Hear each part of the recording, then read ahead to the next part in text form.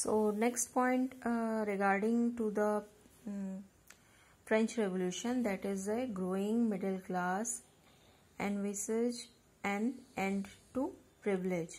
तो एक middle class इस समय डेवलप हुआ, जो ये प्रिविलेज लोगों को मिल रहे थे फर्स्ट स्टेट और सेकंड स्टेट के लोगों को, उसके अगेंस्ट में. So in the past, peasants and workers had participated in revolts against increasing taxes and food scarcity, but they lacked the means and the programs to carry out full-scale measures that would bring about a change in the social and economic order. This was left to those groups within the third state who had become prosperous and had access to education and new ideas. तो past time में क्या हो रहा था कि peasant and workers revolts तो करते थे कि ये टैक्स इंक्रीज हो रहा है या फूड स्कैरसिटी की कंडीशन है, बट इनके प्रोग्राम को या रेवोल्यूशन को आगे बढ़ने के लिए काफ़ी जो ज़रूरत होती थी कि एक प्रॉपर प्रोग्राम में उस चीज़ को वो एग्जीक्यूट करे, तो वो उनके पास नहीं होता था, because they have to fulfil their needs.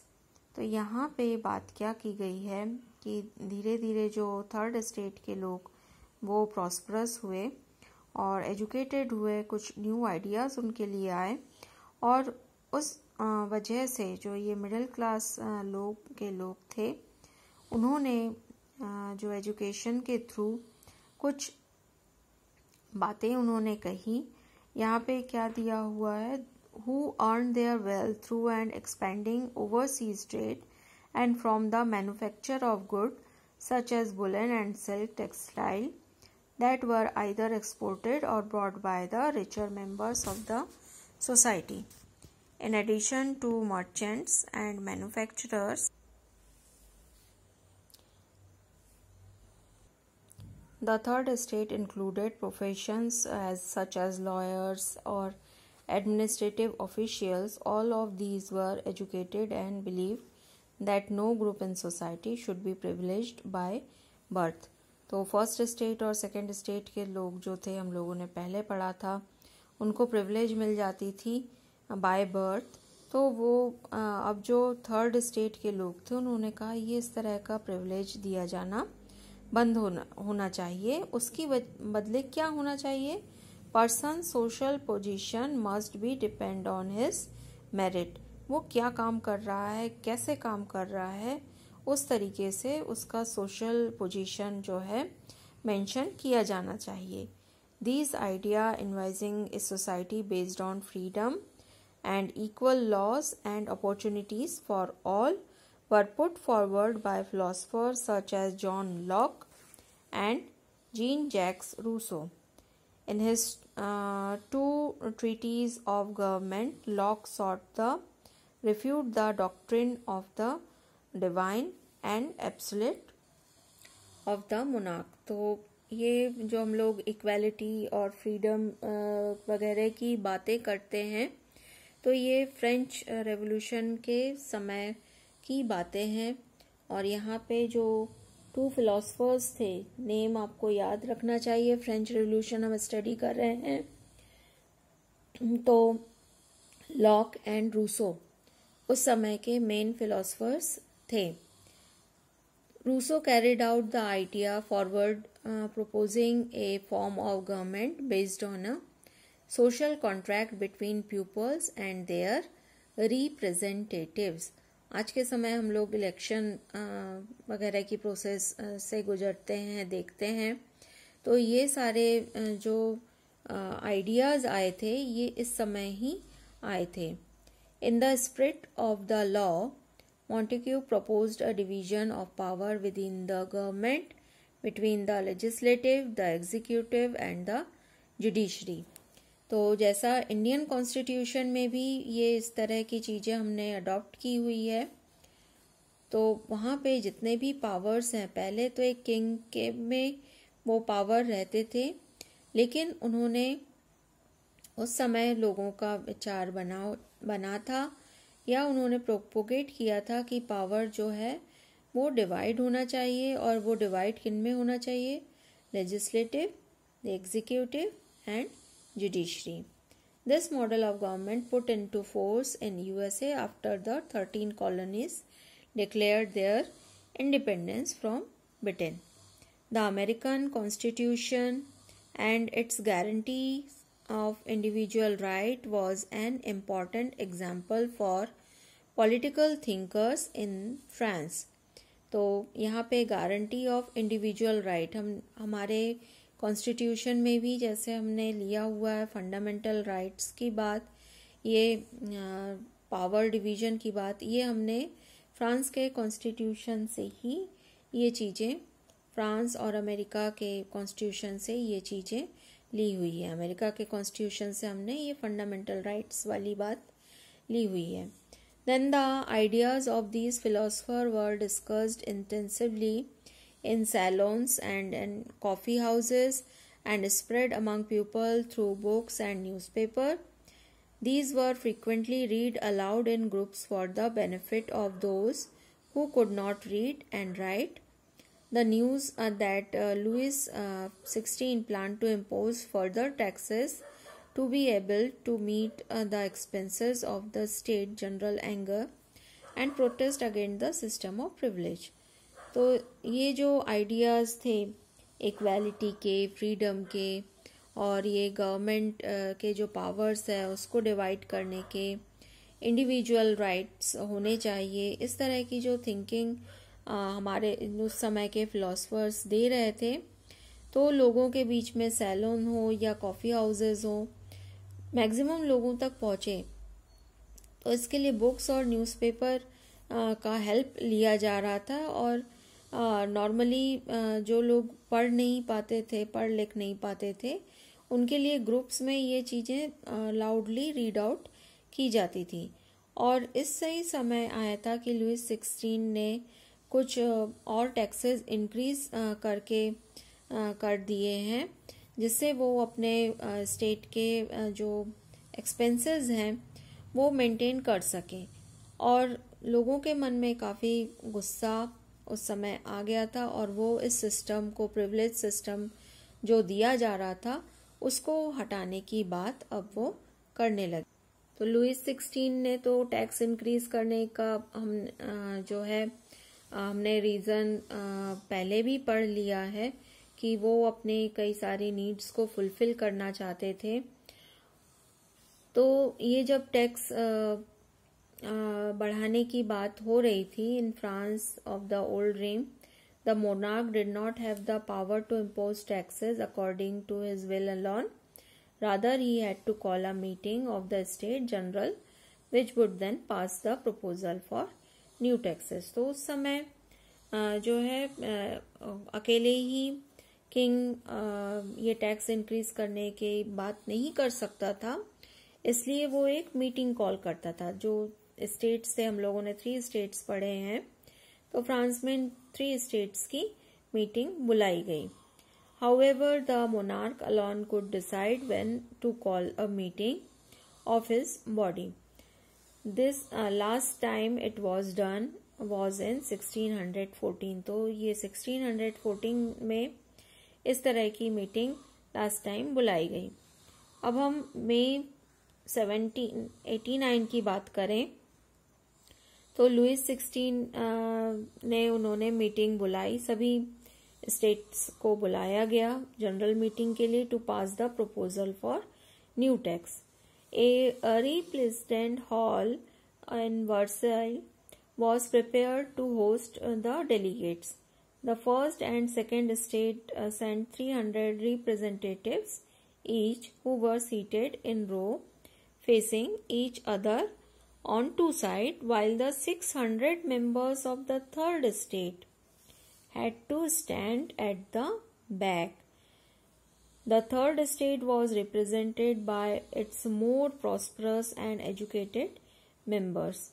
Peasants, artisans and women were denied to entry to the assembly. तो ये इधर असेंबली हॉल में किस तरीके से लोगों की बैठने की व्यवस्था की गई थी।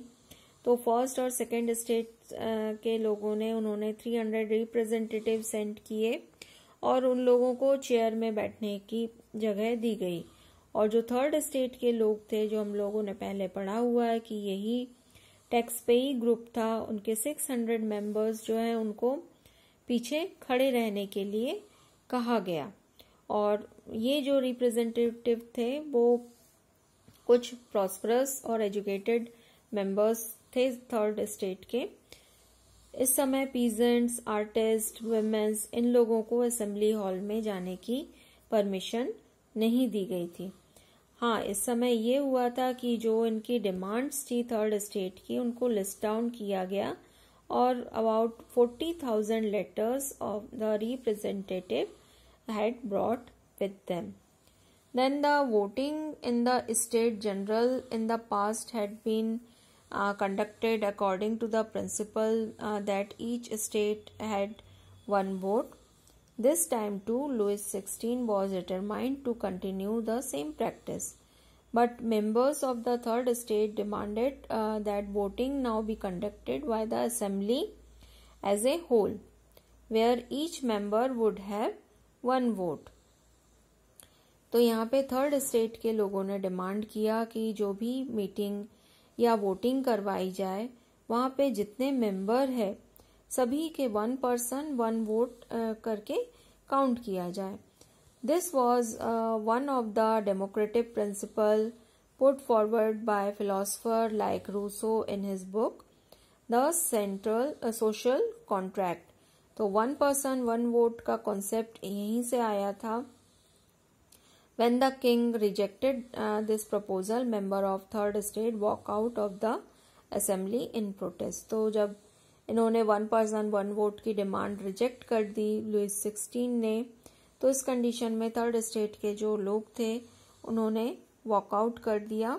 वो उस असेंबली मीटिंग को उन्होंने ज्वाइन नहीं किया. The representative of the third state viewed themselves as spoke for the whole nation. On 20 June, they assembled in the hall of an indoor tennis court in the ground of Brussels. They declared themselves as a national assembly and swore not to disperse till they had drafted a constitution for France that would limit the powers of monarch. तो यहाँ पे ये जो third state के लोग थे ये इधर असेंबली से वॉकआउट कर गए थे और 20 जून को वो मिले, असेंबल हुए और उन्होंने स्वर्ण आउट किया कि वे इकट्ठा रहेंगे जब तक कि एक कॉन्स्टिट्यूशन फ्रेम अप ना हो जाए और जो मोनार्क है उनके पावर्स लिमिटेड ना हो जाए. They were led by Mirabeau and Abbe Sieyes. Mirabeau was born in a noble family but was convinced the need to do away with society of federal privilege. He brought out a general and delivered powerful speech to the crowd assembled in Versailles. तो ये मिराबो जो थे वो Nobel person थे और but वो लोगों की नीड्स को जानते थे. वो फेडरल प्रिविलेज के बारे में उनकी हमेशा कन्विंस्ड करते थे लोगों को और उन्होंने पावरफुल स्पीच उस समय प्रोवाइड की थी. साथ ही साथ जो ये एबेसीज थे वो प्रीस्ट थे and wrote an influential pamphlet called what is the third state. तो इन्होंने पैम्पलेट जो लिखा हुआ था इन्फ्लुएंस करने के लिए, लोगों को समझाइश देने के लिए किया हुआ था. हम पढ़ क्या रहे हैं कि ये आउटब्रेक जो हुआ था, ये रेवोल्यूशन क्यों हुआ था, ये एक ही दिन में ये सारे काम नहीं हो रहे थे, धीरे धीरे इसकी शुरुआत होती जा रही थी. While the National Assembly was busy at Versailles drafting a constitution, the rest of France seated with turmoil. A severe winter had meant that a bad harvest. तो जिस समय कॉन्स्टिट्यूशन बन रहा था उसी समय उधर नेशन की कंडीशन ये थी कि बहुत बुरा उस समय विंटर सीजन आया और उसका मतलब क्या कि हार्वेस्टिंग प्रॉपर नहीं हो रही, यानी एग्रीकल्चर प्रोडक्शन नहीं हो रहा. और उसी समय जो ब्रेड प्राइस, हम लोगों ने पहले भी पढ़ा कि bread was the staple food of France at that time. So often baker exploited the situation and hoarded the supplies. तो जो बेकर्स थे, बेकरी वाले थे, उन्होंने जो सप्लाई है उसको बंद कर दिया था और लोगों की लाइन बेकरी के बाहर विमेन मैन सबकी लगी रहती थी. तो उस कंडीशन में एंग्री वुमेन जो थी वो उधर पे अंदर घुस गई. And at the same time king order troops to move into Paris on 14 July. हम लोगों ने यही डेट पढ़ा था. The agitated crowd stormed and destroy the Bastille. तो ये इस समय किंग ने कुछ ऑर्डर दिए थे अपने ट्रूप्स को मूव करने के लिए. तो 14 जुलाई को जो ये गुस्साई भीड़ थी उन्होंने बेसिल फोर्ट को डिस्ट्रॉय कर दिया था. In the countryside, rumors spread from village to village that the lords of manor had hired bands of brigands who were on their way to destroy the ripe crops. तो उस समय एक rumour और भी फैला था. जो उधर के मैनर थे, मैनर मीन्स क्या? An estate consisting of the lord's land and his mansion. तो इन्होंने कुछ लोगों को हायर किया हुआ है कि जो पकी हुई फसलें हैं, राइप क्रॉप्स हैं, उनको डिस्ट्रॉय कर दें.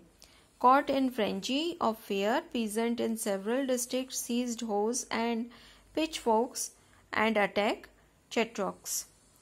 They looted, hoarded grain and burned down documents containing records and manorial dues.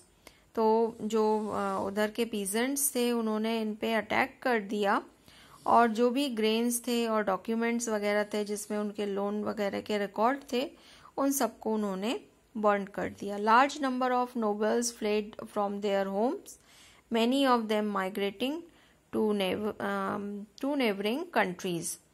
तो जो इस समय की कंडीशन बन गई थी, तो नोबल पर्सन कई जो थे वो अदर कंट्रीज में चले गए थे या अपना घर छोड़ के चले गए थे.